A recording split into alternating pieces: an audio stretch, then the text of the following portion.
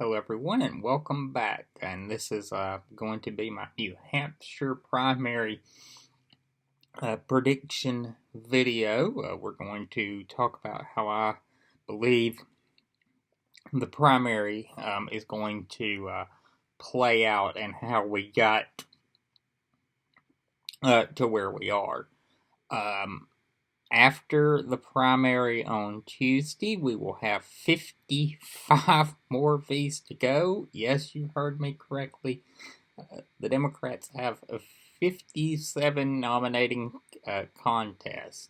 They have, of course, all 50 states, the District of Columbia, the 5 U.S. territories, and Democrats abroad. So for a total of 57, and after Tuesday, we've got 55 more to go. Although they do, after this, they're not all on at one time. We get Nevada that goes by itself, South Carolina, and then it's pretty much off to the races with multi-state contests. So let's talk about how we got to where we're at. New Hampshire is a state that often sets the trend in a way.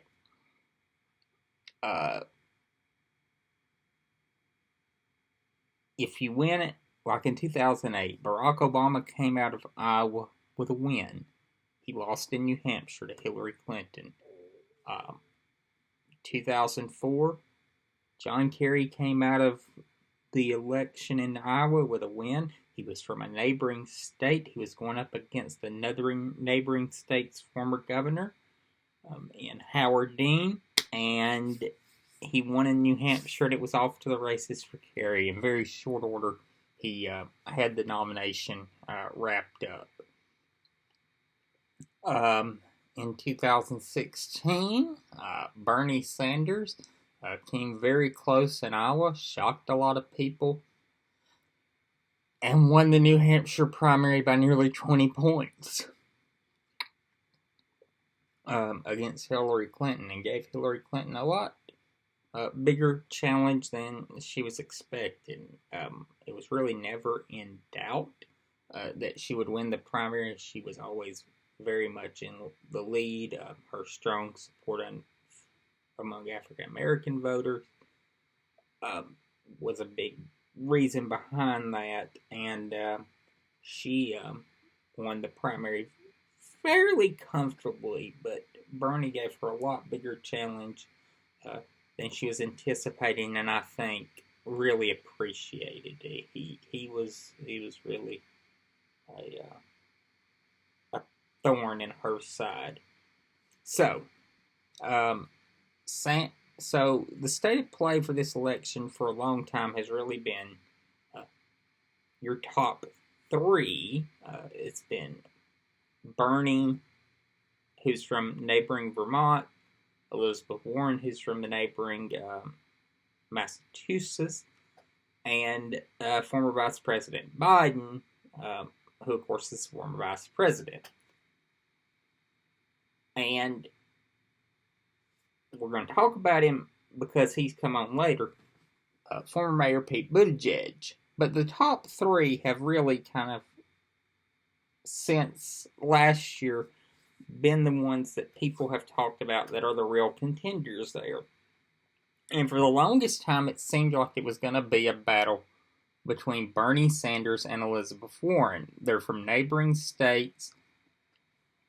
Your primary voter in New Hampshire tends to be very liberal, so that's the voters those two were going for.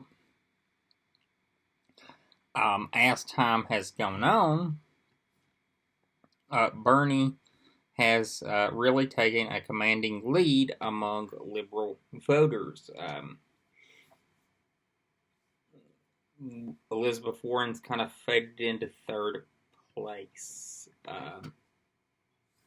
in a lot of these polls. And in some polls, she's still in some polls, she's in fourth. but most polls have her pegged about third place. So we'll see how that works. Here's my bottom line prediction. I think that it's pretty clear because if you look at the polling, with the exception of a few outlier polls, pretty much since you go back even into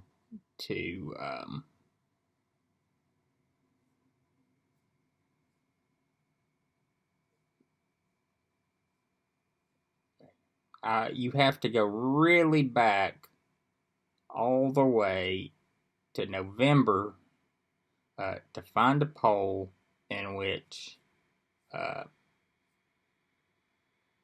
Biden is in the lead. And then you'll have a couple polls where Mayor Pete shoots up to the lead.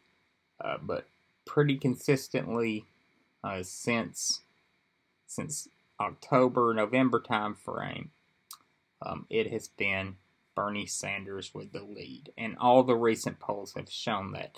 And a lot of these polls don't show Sanders slipping. They show him staying pretty firm. And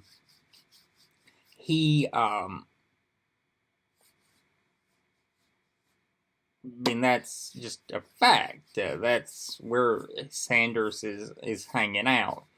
And what I'm talking about is you might see one poll he's 7% up and another where he's 10, or one where he's 3 and another where he's 2. But if you go back and look at those same polls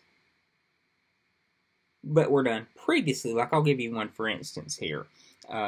Emerson, they did a poll from 2.7 to 2.8. He had 30%, 20, 12, 11, 13.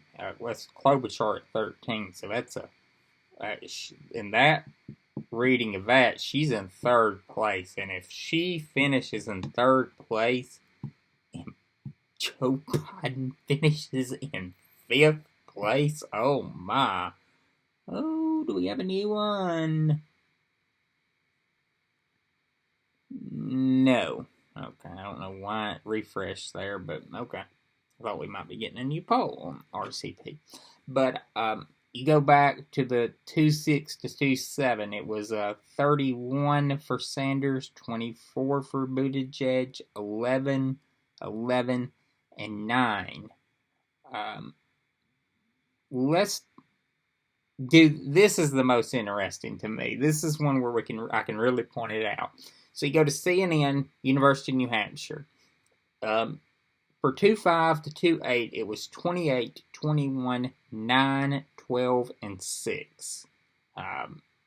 So Sanders at 28, Buttigieg at 21, Elizabeth Warren at 9, 12 for Biden, and 6 for Klobuchar. If you go to their 2.4 to 2.7, 28, 21, 9, 11, and 5.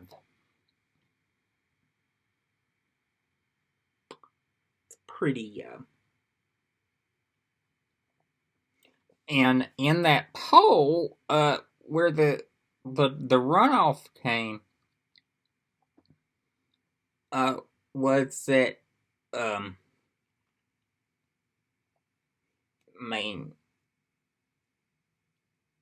Yang lost some support, Gabbard lost some support, and Steyer lost support. Those are the people whose numbers changed. They went down. But mostly, if you look at these polls and you look at the previous polls, the numbers are pretty steady. And the trend is Sanders is got a lead, and he's very firmly in the lead.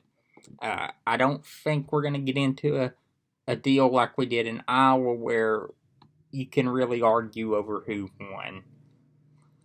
I think in Iowa, both Bernie Sanders and Pete Buttigieg, if you really want to boil it down to it, can both argue that they won.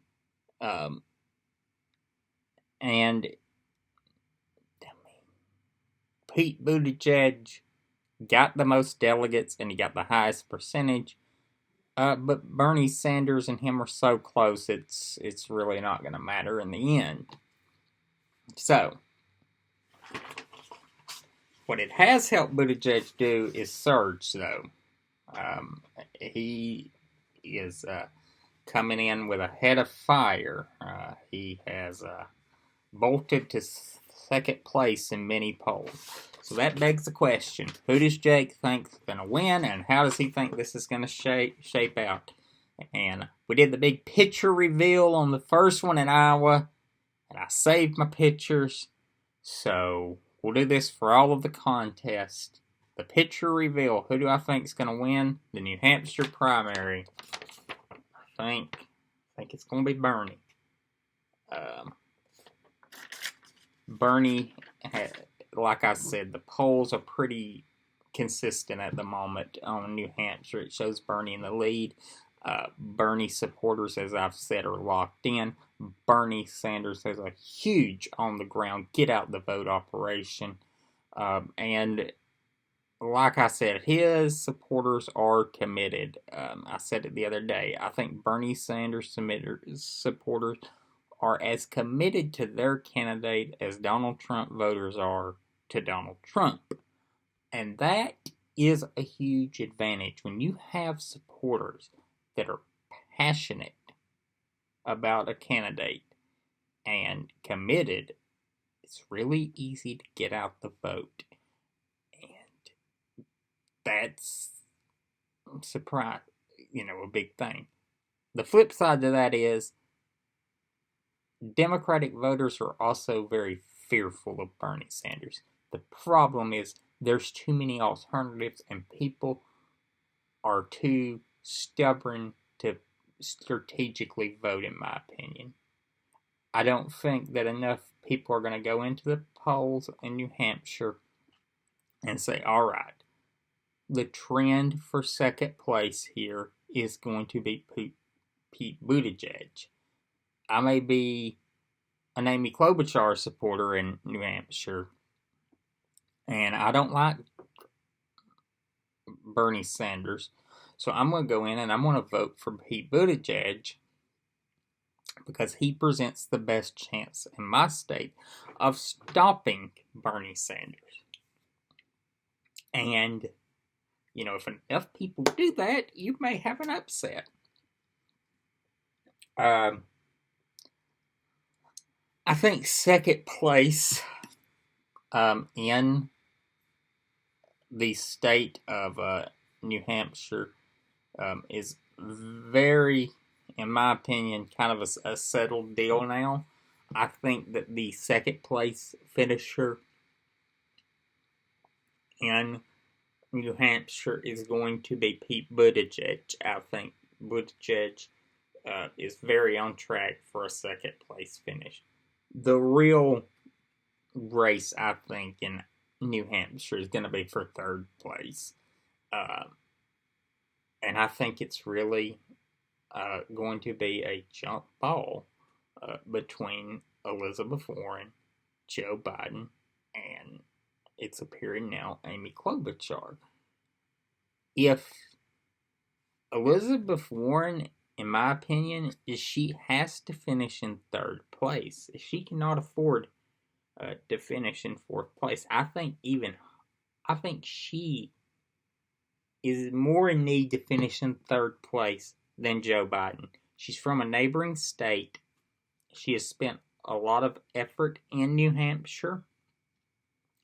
And these voters would seem to be the voters that she's targeting. Highly educated, liberal voters. And if she cannot finish higher than third, there's going to be real questions about her viability for the rest of the race. So I think for momentum's sake and for just argument's sake, Elizabeth Warren has to finish in third place for her campaign to continue to be viable. But I think it's a real jump ball. I think it's going to come down to get out the vote operation and what people feel is the best strategy to beat Trump for that third place finish. I think 1 and 2 are pretty settled at the moment. I think that they will be able to call this fairly early on Tuesday night between Pete Buttigieg and Bernie Sanders. If it gets late in the night and we still haven't had a call, we've had a lot of strategic voting go on, and Pete Buttigieg may just pull off an upset in New Hampshire if it gets late in the night, but I don't think that's going to happen at all. I think it's going to be fairly early on Tuesday night, and it's going to be Bernie, Pete, and then some combination of those other three that I mentioned battling it out for third, fourth, and fifth. And then we're off to Nevada, and then we're off to South Carolina, Super Tuesday, and beyond. It's about to get very, very rapid, very quick. We will have a small break. Let's get out our trusty, dusty 2020 Democratic presidential calendar. So,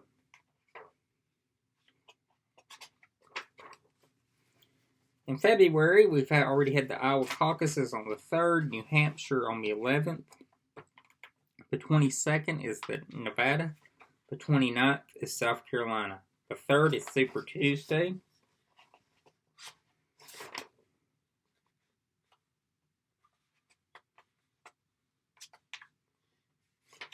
On the 12th is the Virgin Islands Republican primaries.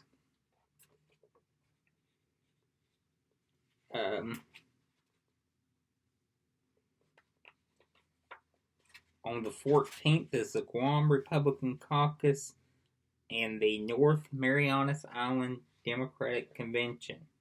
So you may see after Super Tuesday someone go out to the North Marianas Islands and make a play for those 6 delegates.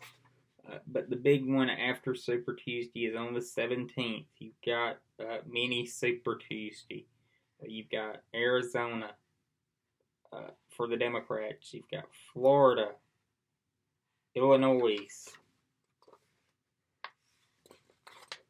and I believe Ohio.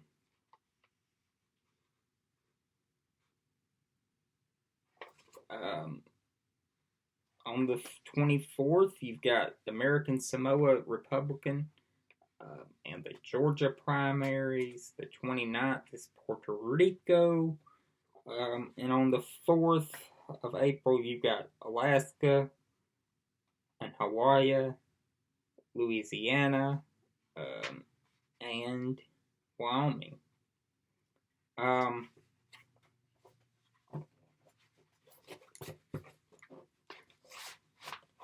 It could very well go on that long. I think we're in for a long primary season. It's going to be a while, so buckle up. But my prediction for Tuesday is Bernie and Pete. And then it's going to be a jump ball. It's really going to come down to turnout. I thank you all. We'll be here after New Hampshire to cover the fallout. And, of course, we will look ahead to this day in history every day. And I will see y'all later.